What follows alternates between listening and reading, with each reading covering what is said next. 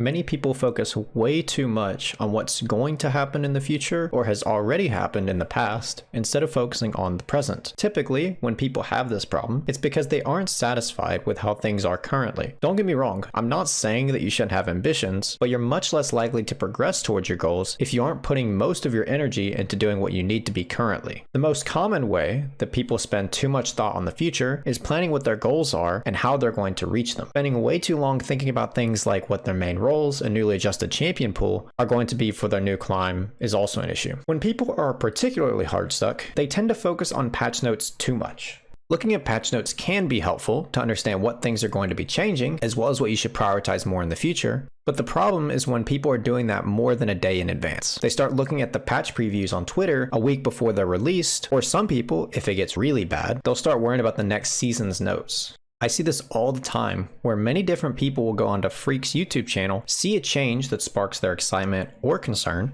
and then they go on Discord to ask others for their opinion on the changes, see if they're excited, anything in between about the next season. They've still got the rest of the season to worry about. I'd imagine that some people see it as a way to mentally reset, like a New Year's resolution type of thing, but in reality, they're not going to get anywhere if they don't focus on what they're currently doing. That would be far more beneficial to focus on, especially because the future patches are subject to change, unlike the patch notes that are released a day before the patch actually comes out. Another big problem that I see when people are looking at patch notes too far in advance is they start changing their items and runes to quote-unquote get used to the changes. In reality, what they need to do is continue to work on what's in the current patch, and then when the new patch comes around, they can do whatever they need to do to optimize their build and runes. Who knows, maybe their initial thoughts are wrong anyway, because they need to see how it actually plays out in real games, not just how it looks on paper. There's two types of people that overly focus on the past. Those that are trying to relive their glory days, and those that are bogged down by previous failures. Just because you are a higher rank in the past does not mean that you deserve to be that rank now. Even if you're playing as well as you were before, things change. Champions go in and out of the meta, the player base as a whole improves,